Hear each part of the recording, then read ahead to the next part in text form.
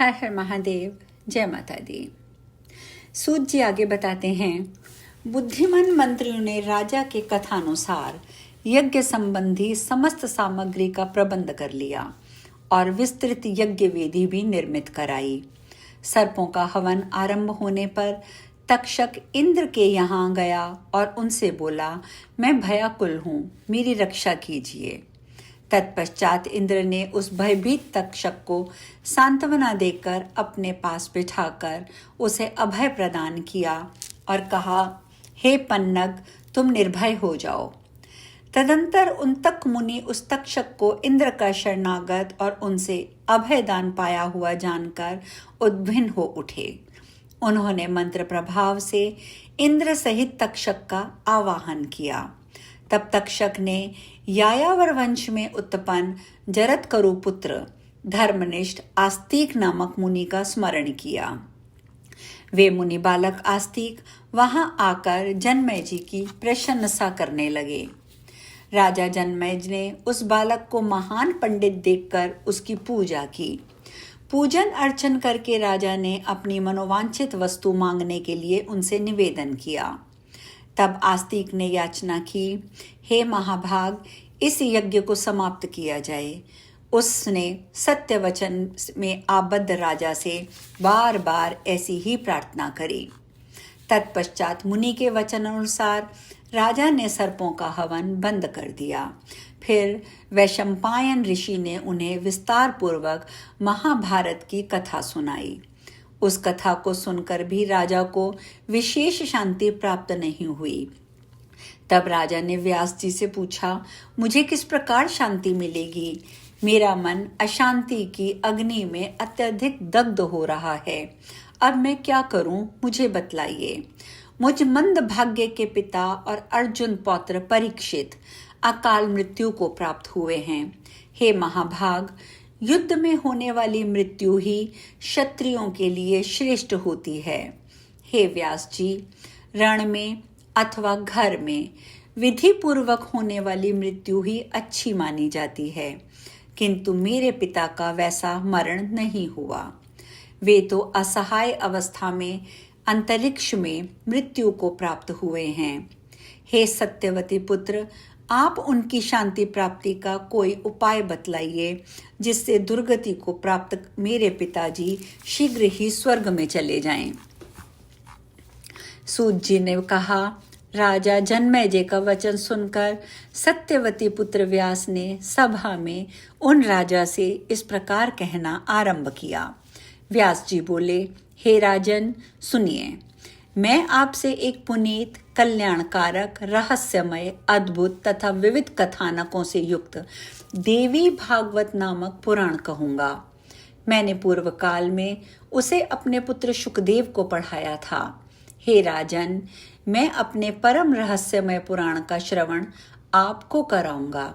सभी वेदों एवं शास्त्रों के सार स्वरूप तथा धर्म, अर्थ, काम, मोक्ष के कारणभूत इस पुराण का श्रवण करने से यह मंगल तथा आनंद प्रदान करने वाला होता है।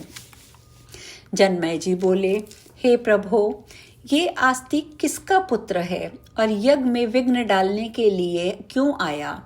यज्ञ ने सर्पों की रक्षा करने के पीछे इसका क्या उद्देश्य था? हे महाभाग, उस आख्यान को भी मुझे बताइए। हे सुव्रत, उस संपूर्ण पुराण को भी मुझसे विस्तार से कहिए। व्यास जी बोले, जरत्कारु एक शांत स्वभाव वाले ऋषि थे।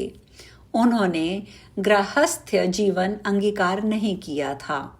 उन्होंने एक बार वन के एक गड्ढे के भीतर अपने पूर्वजों को लटकते देखा। तदंतर पूर्वजों ने उनसे कहा, हे पुत्र, तुम विवाह कर लो, जिससे हमारी परम तृप्ति हो सके। तुम सदाचारी पुत्र के ऐसा करने पर हम लोग निश्चित रूप से दुख मुक्त होकर स्वर्ग की प्राप्ति कर लेंगे। तब उन जगतकारु ने उनसे कहा, हे मेरे पूर्वजों, जब मुझे अपने समान नाम वाली तथा अत्यंत वशवर्तनी कन्या बिना मांगे ही मिलेगी, तभी मैं विवाह करके गृहस्थी बसाऊंगा, और मैं ये सत्य कह रहा हूँ। उनसे ऐसा कहकर ब्राह्मण जरत्कारु तीर्थाटन के लिए चल पड़े। उसी समय सर्पों को उनकी माता ने शाप दे दिया कि वे अग्नि में गिर जाएं। कश्यप ऋषि की कद्रु और विंता नामक 2 पत्नियां थीं। सूर्य के रथ में जुते हुए घोड़े को देखकर वे आपस में वार्तालाप करने लगीं। उस घोड़े को देखकर कद्रु ने विंता से कहा, हे कल्याणी, यह घोड़ा किस रंग का है? यह मुझे शीघ्र ही सही सही बताओ। विंता बोली, ये अश्वराज श्वेत रंग का है। हे शुभे, तुम इसे किस रंग का मानती हो? तुम भी इसका रंग बता दो, तब हम दोनों आपस में इस पर शर्त लगाएं। कद्रु बोली, हे शुभ मुस्कान वाली, मैं तो इस घोड़े को कृष्ण वर्ण का समझती हूँ। हे भामिनी, आओ मेरे साथ शर्त लगाओ कि जो हारेगी वो दूसरे की दासी होना स्वीकार करेगी। सूत जी कहते हैं, कद्रु ने अपने सभी आज्ञाकारी सर्पपुत्रों से कहा कि तुम सभी लिपट कर इस घोड़े के शरीर में जितने बाल हैं उन्हें काला कर दो। उसमें से कुछ सर्पों ने कहा, हम ऐसा नहीं करेंगे। उन सर्पों को कद्रु ने शाप दे दिया कि तुम लोग जन्मेजय के यज्ञ में हवन की अग्नि में गिर पड़ोगे। अन्य सर्पों ने माता को प्रसन्न करने की कामना से उस घोड़े की पूंछ में लिपटकर अपने विभिन्न रंगों से घोड़े को चितकबरा बना दिया। तदंतर दोनों बहनों ने साथ साथ जाकर घोड़े को देखा। उस घोड़े को चितकबरा देखकर विनता बहुत दुखी हुई। उसी समय सर्पों का आहार करने वाले महाबली विनता पुत्र गरुड़ जी वहां आए। उन्होंने अपनी माता को दुखित देखा तो उनसे पूछा, हे माता, आप बहुत उदास क्यों हैं? आप मुझे रोती हुई प्रतीत हो रही हैं। मेरे एवं सूर्य सारथी अरुण सदृश पुत्रों के जीवित रहते यदि आप दुखी हैं तब हमारे जीवन को धिक्कार है।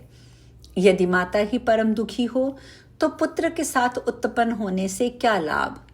हे माता, आप मुझे अपने दुख का कारण बताइए, मैं आपको दुख से मुक्त कर दूंगा। विंता बोली, हे पुत्र, मैं अपनी सौत की दासी हो गई हूं। अब व्यर्थ में मारी गई को मैं क्या कहूं? वह मुझसे अब कह रही है कि मैं उसे अपने कंधे पर ढोऊं। हे पुत्र, मैं इसी से दुखी हूं। गरुड़ जी बोले, वे जहां भी जाने की कामना करेंगी मैं उन्हें ढोकर वहां ले जाऊंगा। हे कल्याणी, आप शोक न करें, मैं आपको निश्चिंत कर रहा हूं। व्यास जी बोले, गरुड़ द्वारा ऐसा कहने पर विंता उसी समय कद्रु के पास चली गई। महाबली गरुड़ भी अपनी माता विंता को दास्य भाव से मुक्ति दिलाने के उद्देश्य से कद्रु को उसके पुत्रों सहित अपनी पीठ पर बैठाकर सागर के उस पार ले गए। वहां जाकर गरुड़ ने कद्रु से कहा, हे जननी, आपको बार बार प्रणाम है। अब आप मुझे ये बताएं कि मेरी माता दासी भाव से निश्चित ही कैसे मुक्त होगी। कद्रु बोली, हे पुत्र, तुम स्वर्गलोक से बलपूर्वक अमृत लाकर मेरे पुत्रों को दे दो और शीघ्र ही अपनी अबला माता को मुक्त करा लो। व्यास जी कहते हैं, कद्रु के ऐसा कहने पर पक्षी श्रेष्ठ महाबली गरुड़ उसी समय इंद्रलोक गए और देवताओं से युद्ध करके उन्होंने सुधा कलश छीन लिया। अमृत लाकर उन्होंने उसे अपनी विमाता कद्रु को अर्पण कर दिया। उन्होंने विंता को दासी भाव से निसंदेह मुक्त करा लिया। जब सभी सर्प स्नान करने के लिए चले गए तब इंद्रदेव ने अमृत चुरा लिया। इस प्रकार गरुड़ के प्रताप से विंता दासी भाव से छूट गई। अमृत घट के पास कुश बिछे हुए थे जिन्हें सर्प अपनी जिह्वा से चाटने लगे। तब कुश के अग्रभाग के स्पर्श मात्र से ही वे 2 जीभ वाले हो गए। जिन सर्पों को अपनी माता ने शाप दिया था वे वासुकी आदि नाग चिंतित होकर ब्रह्मा जी के पास गए और उन्होंने अपने शाप जनित भय की बात बतलाई। ब्रह्मा जी ने उनसे कहा, जरत्कारु नाम के एक महामुनि हैं, तुम लोग उन्हीं के नाम वाली वासुकी नाग की बहन जरत्कारु को उन्हें अर्पित कर दो। उस कन्या से जो पुत्र उत्पन्न होगा वही तुम लोगों का रक्षक होगा। वह आस्तिक इस नाम वाला होगा, इसमें संदेह नहीं है। ब्रह्मा जी का ये कल्याणकारी वचन सुनकर वासुकी ने वन में जाकर अपनी बहन उन्हें विनय पूर्वक समर्पित कर दी। आज हम कथा में यही विश्राम लेंगे। शेष कल। हर हर महादेव। जय माता दी।